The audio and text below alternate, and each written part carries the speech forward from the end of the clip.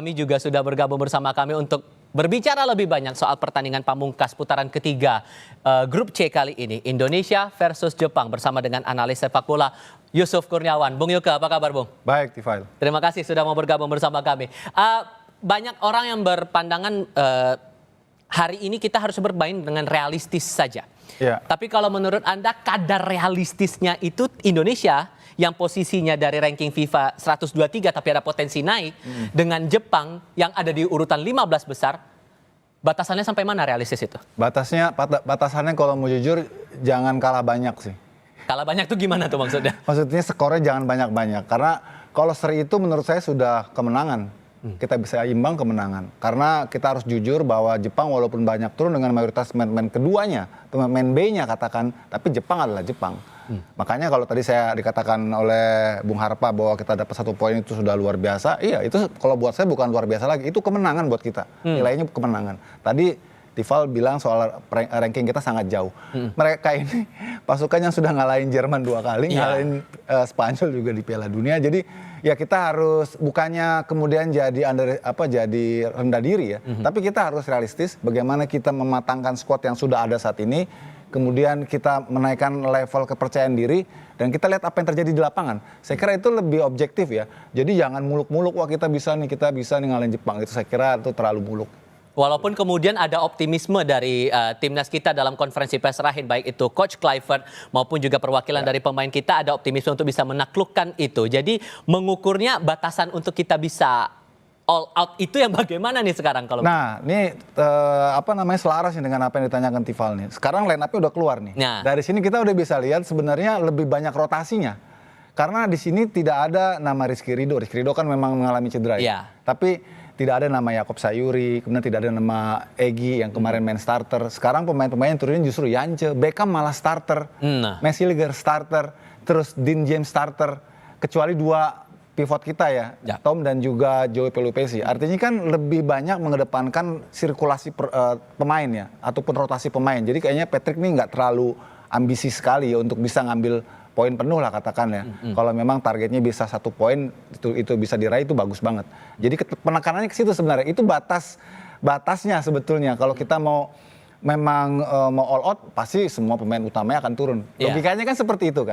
Yang faktanya sekarang kan justru lebih mengedepankan rotasi pemainnya. Artinya di samping juga untuk menguji pemain-pemain yang kemarin mungkin kurang dapat jam bermain ya, seperti Beckham gitu sekarang sebagai starter. Kemudian Dean James yang bahkan belum sempat main, Messiliger belum sempat main, dimainkan sebagai starter. Saya kira itu salah satu opsinya. Di samping juga dia ingin melihat bagaimana dengan formula baru ini. Karena kan yang terpenting sekarang Patrick ini mendapatkan sebanyak mungkin referensi-referensi anyar tentang pilihan-pilihan skema yang akan dia bisa tawarkan nanti di putaran keempat. Itu yang lebih penting sebenarnya. Makanya rotasi ini saya lihat juga pertimbangannya ke situ. Di samping juga untuk mencegah persoalan nanti akumulasi kartu. Karena sebenarnya dari rotasi yang sudah dilakukan Kluivert dalam skema yang sekarang ini, itu juga masih ada kerawanan ya. Seperti misalnya J.I. Jazz itu kan juga terancam akumulasi kalau dia di sini kuning. Tapi dia diturunkan juga sebagai starter. Kevin Dix juga. Itu juga terancam akumulasi juga, tapi diturunkan sebagai starter. Cuman seperti Yakob yang juga kemarin kena kartu kuning diseratkan kali ini. Kemudian Rizky Ridho yang kemarin agak risky ya mengalami hamstring, nggak mau dipaksakan, bahkan dicoret dari skuad kali ini. Jadi itu opsi-opsi yang kelihatannya kemudian di recap jadi sebuah pertimbangan untuk kemudian menghamparkan komposisi yang sekarang. Oke, tapi begini, ada pandangan juga bahwa sebetulnya untuk line up pemain kita itu mending sama aja lah dengan kemarin melawan Tiongkok.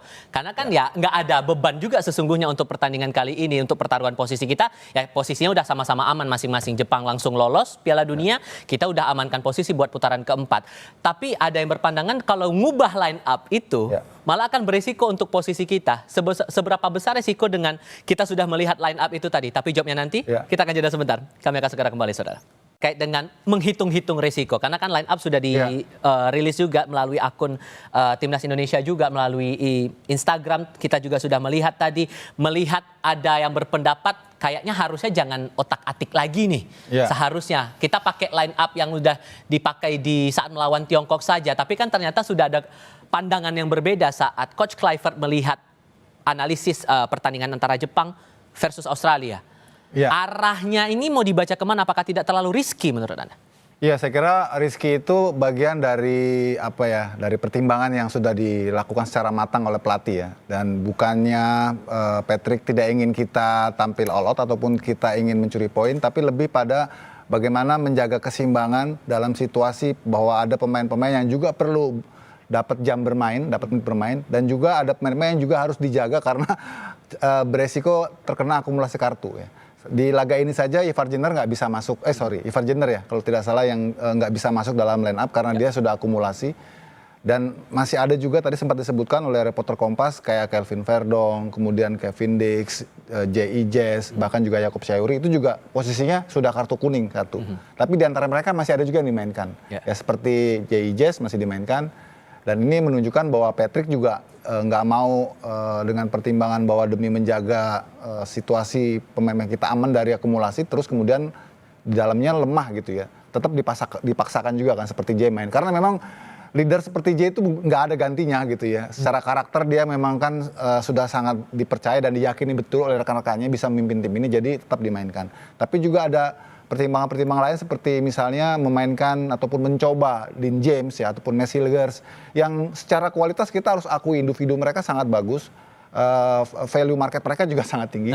Di liga mereka juga main rutin dan reguler, jadi tidak ada salahnya juga mungkin dalam bayangan Patrick untuk mencoba mereka.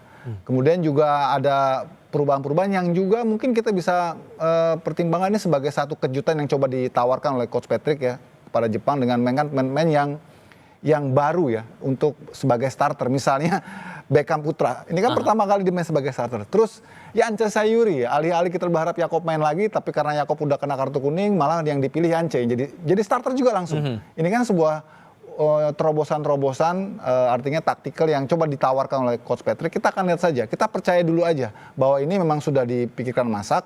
Kalau kita dari komunitas supporter ya, memang kita maunya pasti skuad terbaik, best starting 11 terbaik yang kemarin lawan Cina, itu normal, itu wajar. Dan lawan kita sekarang nggak main-main juga kan? Yes, betul. Jadi ya tadi saya sempat ngomong saat offer nih kayaknya sih sedikit agak dilonggarin gitu ya, supaya improvisasi lebih dikedepankan oleh skuad ini untuk melihat sejauh apa dengan komposisi yang benar-benar boleh dibilang ini skuad B lah ya, karena 5 pemain intinya ini absen. Ya, yang maksudnya 5 pemain inti itu yang masih dipertahankan dari pertandingan kemarin ya lawan Cina. Selebihnya pemain-pemain yang baru main kali ini sebagai starter. Itu kan artinya ya kita bisa baca gambaran bahwa Coach Patrick melihat bahwa ini bukan laga yang harus all out untuk menurunkan semua pemain best starting 11, tapi ada pertimbangan lain juga di samping untuk menjaga tadi persoalan kemungkinan akumulasi kartu, juga untuk menjaga pemain-pemain yang sudah dibawa dalam tur ini bisa juga mencicipi kesempatan. Toh ini juga kan tidak mempengaruhi kita menang atau kalah atau imbang pun nggak mempengaruhi. Mungkin itu salah satu pertimbangan Coach Patrick merotasi squad ini gitu. Tapi di sisi lain juga begini, Bung.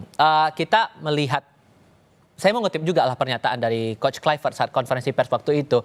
Dia menganalisis pertandingan Jepang lawan Australia yang saat itu Australia yang berhasil menaklukkan Jepang.